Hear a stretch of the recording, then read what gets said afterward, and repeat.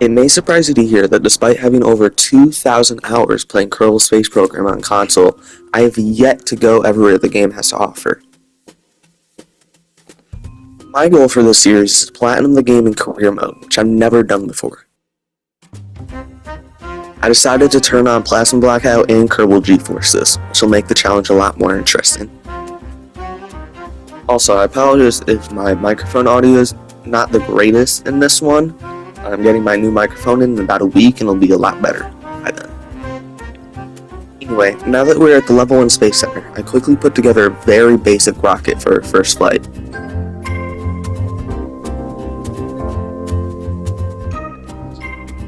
I did make sure to grab some contracts and do some basic science on the launch pad, but I actually realized that I completely forgot to use a mystery dude during the entire launch. Now that we splashed down, we're able to claim our first 2 trophies for completing our first contract on our first launch pad launch. After the flight, I hopped into R&D, which would let us start building our very next rocket with the new parts on it. This suborbital ship is a 2-stage design with the liquid fuel Reliant engine powering the second one.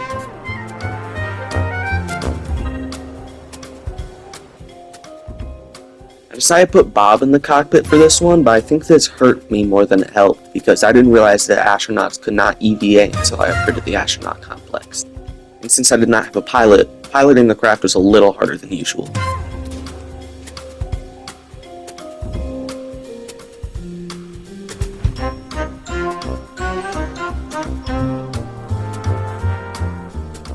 After Bob landed back on Kerbin, we unlocked our third trophy for sending him Kerbal to space and bringing him back safely. I unlocked some more parts to let us build our next rocket, one that will be able to carry turrets. I went with the Mark 1 crew cabin, which let us carry our 2 passengers, Nazy and Barry Kermit.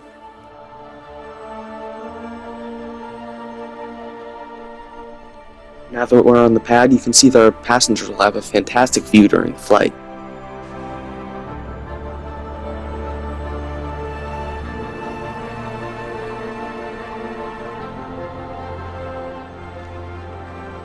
We decoupled our first stage, which resulted in a pretty interesting error. I think I accidentally attached 2 decouplers instead of 1.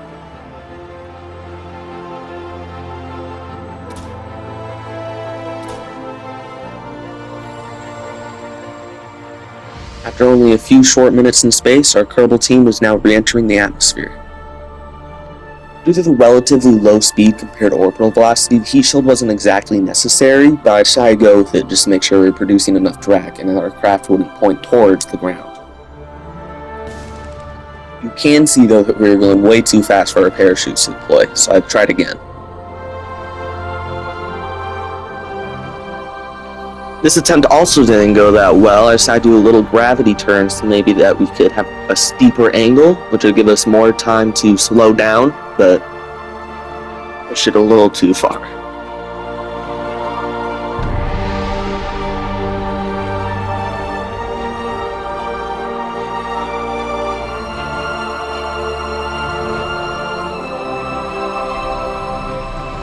This next attempt clearly went way better.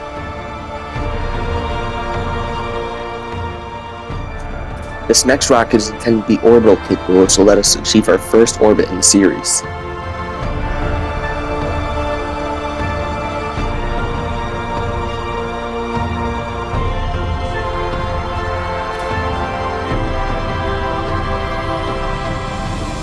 With the rocket, Jebediah was able to quickly achieve a stable orbit.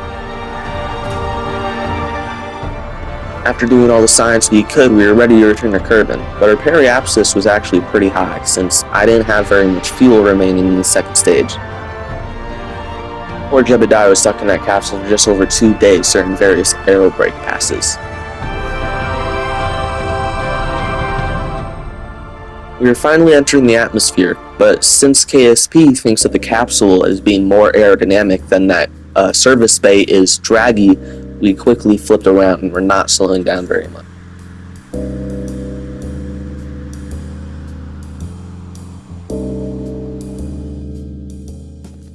I loaded a quick save and tried again, and was attempting to use the service bay doors to produce more drag.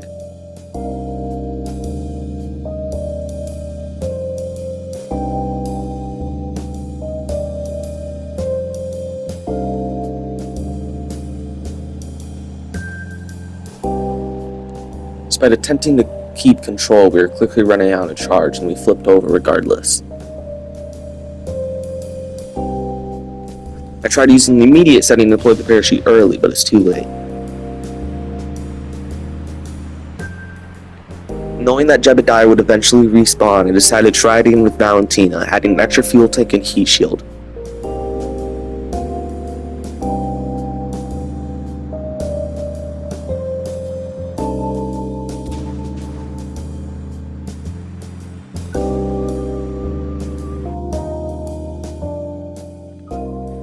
Now in a similar orbit to the original flight, we were ready to start our science reports. Since I also upgraded the astronaut complex between flights, we were able to go on EVA, getting us our 4th trophy.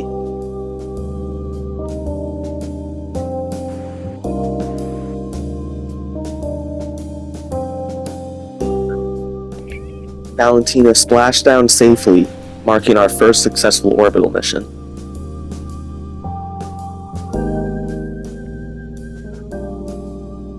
I also took a quick contract and tested a coupler on the launch pad, which gained us some free money. And another contract to test a swivel engine in high orbit above Kirby. To do this, I simply replaced the Reliant engine on the second stage with a swivel, and replicated the previous orbital missions. After running the tests, we were ready to go home. I took on another tourism contract and decided to use a smaller plane to use money, as it'd be reusable. Clearly our Kerbals did not like that idea. This time, since the runway is so bumpy, I decided to wheel off to the side where it's a bit flatter, but then we tipped over again. So I tried the right side, which was going pretty well until we hit this bump in the runway. I noticed we weren't taking off particularly fast, so I thought I'd add a third engine. The runway is still way too bumpy. In this one, the gear just exploded because it felt like it, I guess.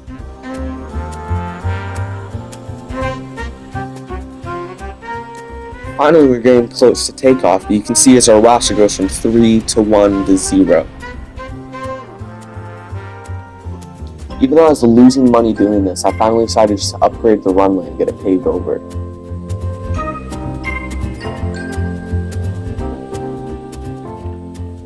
Finally took off, and despite not being very stable, earns us our 5th trophy of the playthrough.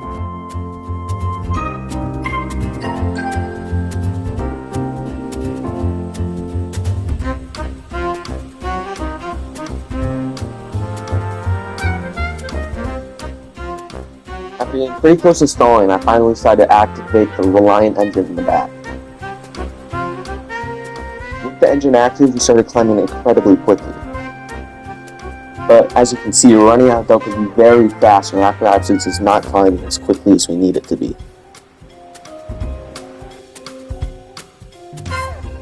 For this attempt, I decided to add another engine, and decided to lock the main tanks so that the jet engines could not use them until the Reliant engine needed to.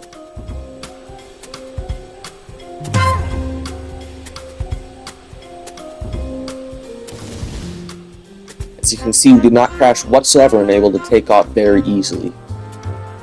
Don't know how I managed to pull a Cobra maneuver in this vehicle though.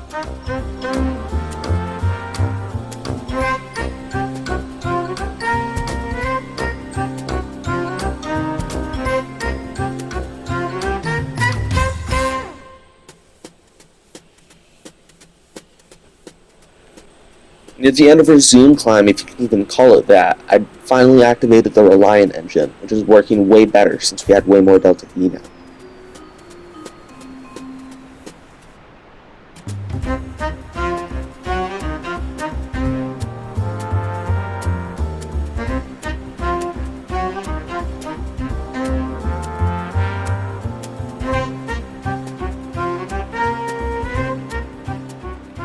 As you're able to see in the bottom left, we were able to shoot way past 70 kilometers with fuel to spare.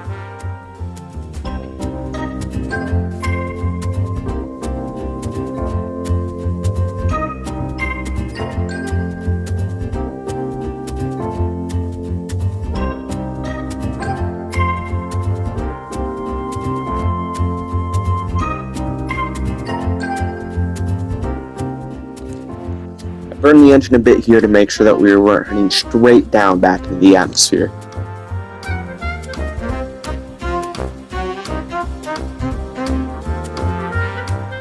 After which, I thought it might actually be smart to do a boost back burn so that we can land closer to the Kerbal Space Center, but we had nowhere near enough fuel to execute that.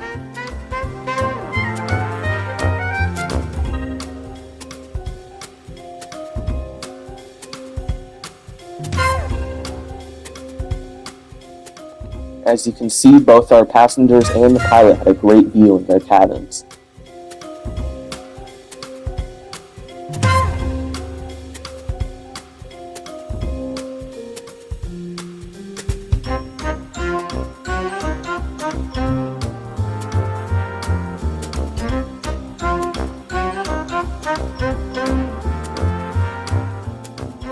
Now that we're entering the thicker parts of the atmosphere, the plane really wanted to point towards the ground. The plane was really fighting me, and it was really difficult to regain control of the vehicle.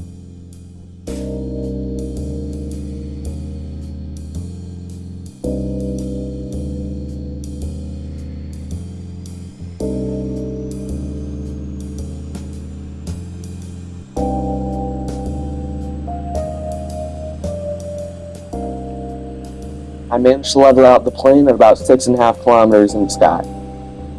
Despite originally having planned to land at the island runway, I decided to fly back to the Kerbal Space Center so that we could get our next trophy.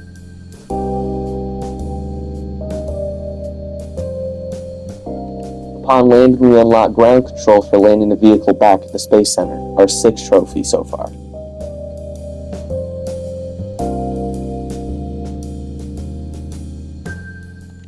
Now back to the Space Center, I decided to upgrade the tracking station, which we would need for our next mission, a flyby of the Mun.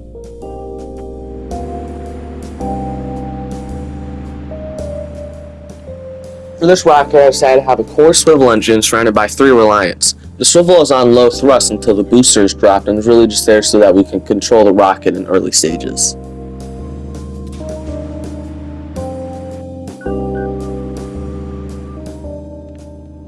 While it's actually pretty easy to get to the Mun without maneuver nodes, based on what I was trying to do, it'd be pretty difficult for me to just eyeball it, so I decided to unlock the maneuver nodes probably earlier than I needed. Now on our closest approach to the Mun, we're able to harvest quite a lot of science from EVA reports, crew reports, and the science equipment we have on board, including the new Science Junior. I also made sure to do some science while high above the Mun and made sure to collect our data from the Science Junior.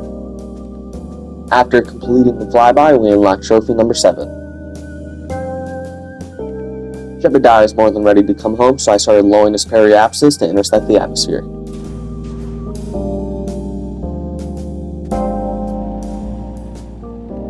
The surrounding air started to get extremely hot during this re-entry due to the very high altitude we were coming in from.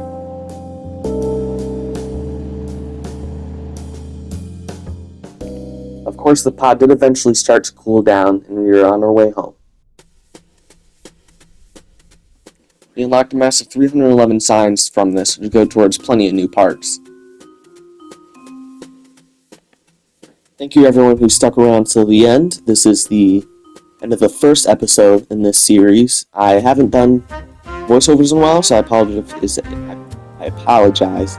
I was a little stuttery. Thank you for watching, and I'll see you in the next one.